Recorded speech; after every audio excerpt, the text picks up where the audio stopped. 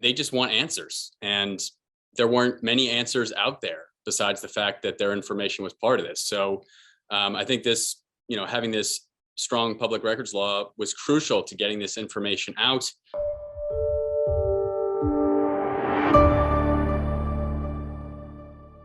I'm Justin Silverman of the New England First Amendment Coalition. The following conversation is part of our First Amendment and the Free Press program, where we pull the newsroom curtain back and discuss how journalists do their jobs and the role they play in our democracy. Many thanks to the Rhode Island Foundation for its support of this program and local journalism. I'm here today with Tolly Taylor, a reporter at WPRI in Providence. Tolly, thanks for being here. Thanks for having me. Tolly, you recently reported on a cyber attack at the Rhode Island Public Transit Authority. Your reporting involved a number of public records requests, which we'll get to in a moment. But first, tell us about this attack and how you were tipped off to the story. Yeah, so I think some important background here is that, the data breach happened on August 5th, 2021. And my colleague here at WPRI, Eli Sherman, was right on top of it. He had got a tip about it, started asking questions. We got the initial story out there that there was a data breach, things like that. And he got a separate tip a few days later that this hacker group with Russian ties, Conti, was involved in the attack. And he made a public records request to get that information, to confirm that, and was denied. I believe the email he sent was August 9th. So just a few days after the data breach occurred. And he was denied. And then, months pass, there's sort of a trickle of information that comes out. We think initially that 5,000 people have their personal information exposed. Then that number jumps to 17,000. Then in December or possibly January, that number jumps to 22,000 people. And it's not just Rhode Islanders, it's people across Southern New England. And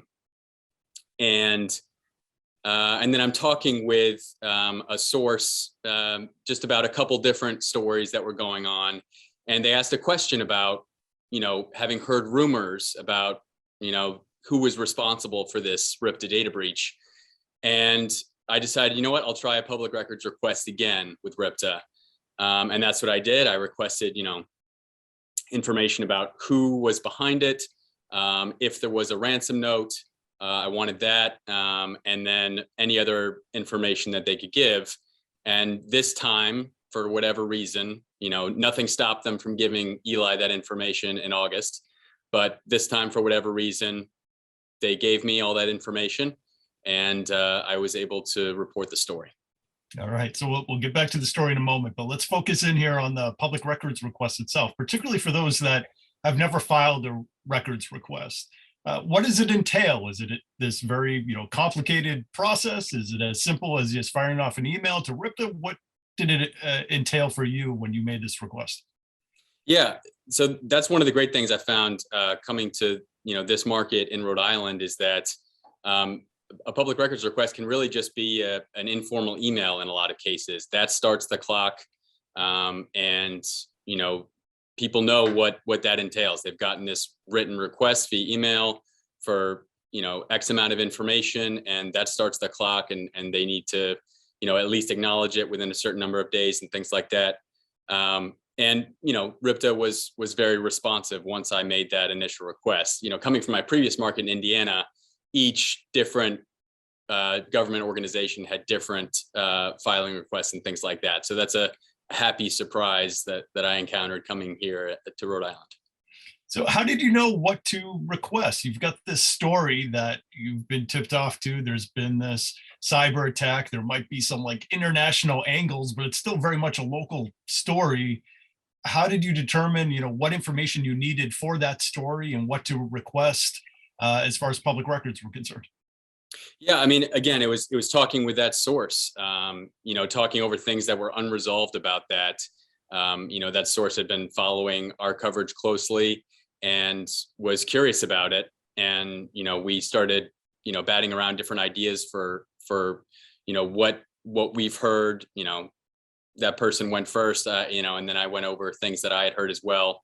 And they were surprised that there hadn't been any additional reporting about, who was behind it and things like that. So yeah, that's when I sort of, talked over with my coworkers. I talked with Eli because he had done so much initial reporting on all of these topics from August all the way through December. And he gave me sort of really helpful foundational knowledge, filled in some holes for me. And then from that, I sort of zeroed in on, who was responsible, a ransom note, because we had tips that led us to believe that there was a ransom note. And then, who RIPTA hired to help them deal with the hack and ultimately pay the $170,000 that they did. And then who was responsible for the actual payment? Was it the state insurance, or who was responsible for that? So we requested all those things thanks to the information that we had, and we got back specific answers for each one of them. And what were those answers? What was the ultimate story? What did you find? Yeah, we found that Conti, a hacker group with Russian ties, was responsible for it. And through doing additional research, I learned that the FBI listed Conti as having the most number of incidents, the most number of hacks of US infrastructure in the entirety of 2021. 87 incidents across 2021 were because of Conti hacks. So that was very interesting. We got the ransom note that was sort of very interesting. Just in that it sort of lays things out in sort of a comical way, and you can tell that English is not their first language, not their native language.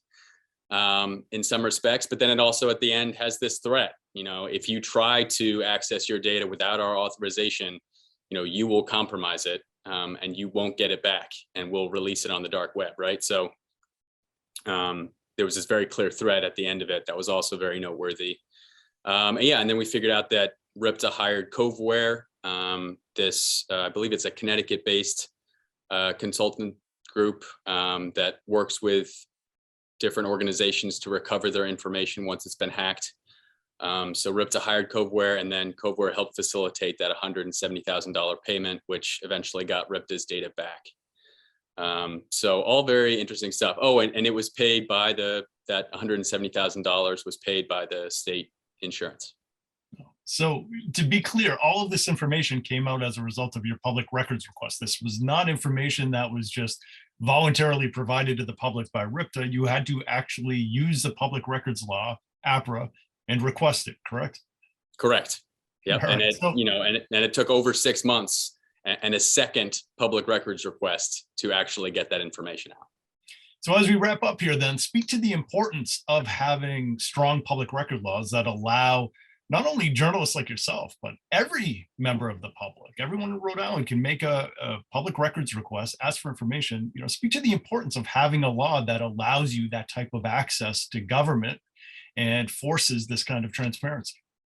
Yeah, I mean, it was, I think, crucial for viewers. We, especially after the initial reporting in August, but really every month since then, we just get so many emails from viewers who were victims, who got one of these letters from RIPTA saying that their personal information, their personal health information was part of what was compromised in this RIPTA data breach. And they just want answers. And there weren't many answers out there besides the fact that their information was part of this. So I think this, having this strong public records law was crucial to getting this information out, to help sort of fill in the holes that all these viewers have. I'm grateful that we were able to get that information and get that to viewers so that they have more answers to their questions.